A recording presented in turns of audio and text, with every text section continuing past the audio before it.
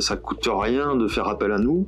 On va pas vous proposer une carte tout de suite. Si on vous défend, on vous proposera une carte. Mais si on s'occupe de votre cas, quoi. Mais autrement, le conseil, il est gratuit. Je veux dire, il est soumis à aucun engagement. Et c'est surtout de ne pas attendre le dernier moment. Les gens, quand ils viennent nous voir, souvent, ils viennent nous voir quand ils sont au bout du bout de leurs problèmes. Et ils viennent nous voir en désespoir de cause. On est les derniers, quoi. On est les derniers. Et c'est surtout ce qu'il faut pas faire. On devrait être les premiers. Voilà. On devrait être les premiers. Et quand vous venez nous voir, quand les gens viennent nous voir en dernier recours, eh ben, souvent on ne peut que limiter la casse. Alors que si vous venez nous voir depuis le départ, on pourrait souvent arranger les situations. Quand vous êtes harcelé, par exemple, quand vous êtes débordé de travail, quand c'est le burn-out et que vous avez besoin de vous faire défendre, ben, faut pas attendre le moment d'être en arrêt maladie pour venir nous voir. Voilà.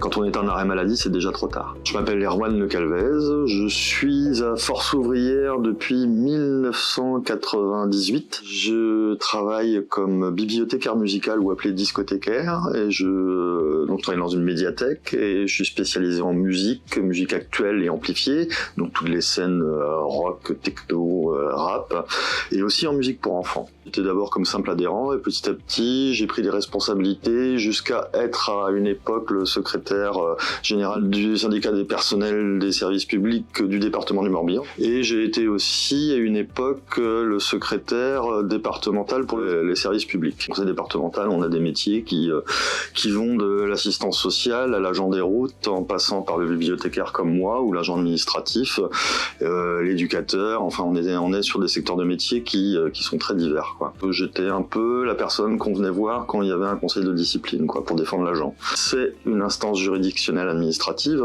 donc vous passez devant un tribunal en fait. Et c'est une extension du tribunal administratif, et si votre faute en plus est passible du tribunal correctionnel ou du tribunal d'instance, ou du tribunal de grande instance, vous y allez en plus. Mais quelqu'un qui est surendetté, qui se sert de sa carte d'essence professionnelle pour remplir sa voiture personnelle, on est sur du vol, et donc sur une sanction disciplinaire qu'il va y avoir dans votre travail, mais aussi l'employeur peut porter plainte au niveau du tribunal, et dans ce cas-là, vous passez au tribunal correctionnel aussi en plus. Voilà.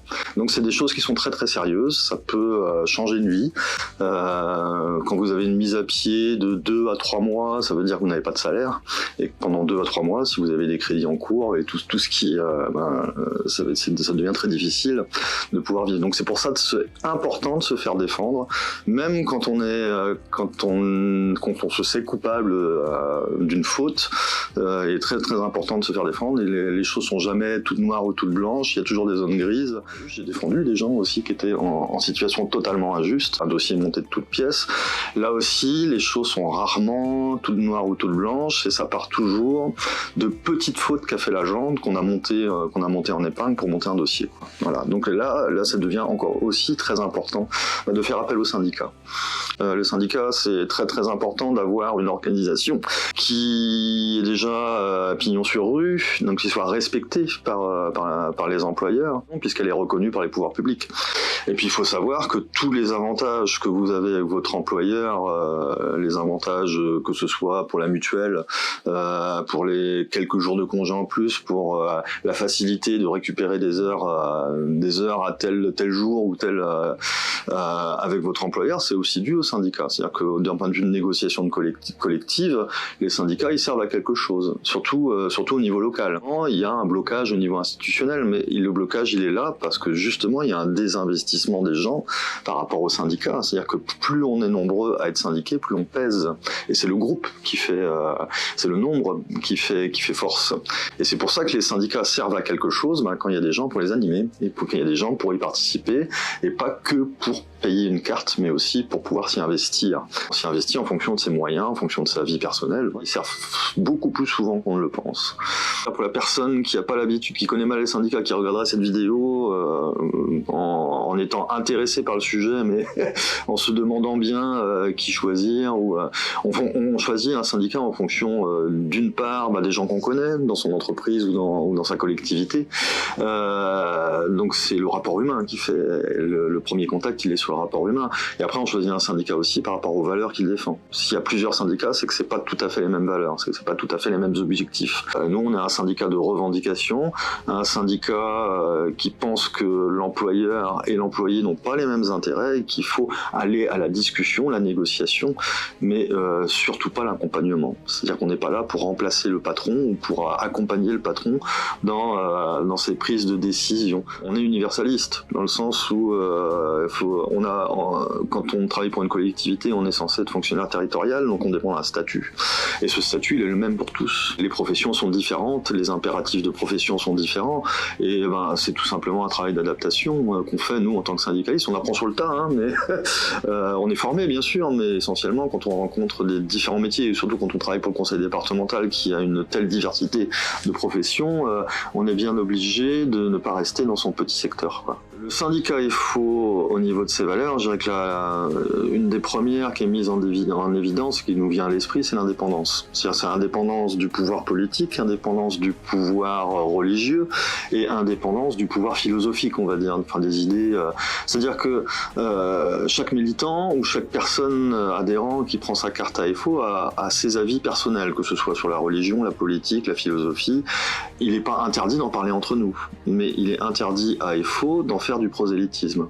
On a au moins un objectif commun, c'est la défense du salarié, et la défense du salarié en groupe, c'est-à-dire de défendre aussi des intérêts collectifs. C'est ça qui est aussi très important. Et c'est là où on fait référence à la charte d'Amiens, c'est-à-dire l'émancipation de l'ouvrier, du travailleur, de l'employé par rapport à son travail. C'est-à-dire que le travail doit être une source de revenus, une force de travail, mais doit, dans la mesure du possible, être quelque chose qui élève la personne. Et pas une contrainte et surtout pas une chape de plomb, quoi. Moi qui ai fait de la politique aussi un peu à côté, quand on a il faut choisir. Si on a un mandat syndical, on ne peut pas avoir de mandat politique. Une des revendications les plus importantes aujourd'hui qu'on puisse avoir d'un point de vue sectoriel pour les fonctionnaires territoriaux, c'est le dégel du point d'indice. Même s'il a été fait dernièrement, on s'attend à ce qu'il soit regelé très bientôt, maintenant que les élections sont passées. Les territoriaux sont à peu près comme tous les salariés en France. La continuité des services publics, surtout en milieu rural, quoi. Il y a une désertification aujourd'hui qui est évidente. Le tout numérique, pour moi, est une déshumanisation aussi qui est importante. Le contact humain est très très important. Il faut des services publics partout en France, et surtout dans les zones qui sont désertées des services publics. Et donc, ça exige un investissement, que ce soit local, l'État, pour aussi engager des fonctionnaires territoriaux.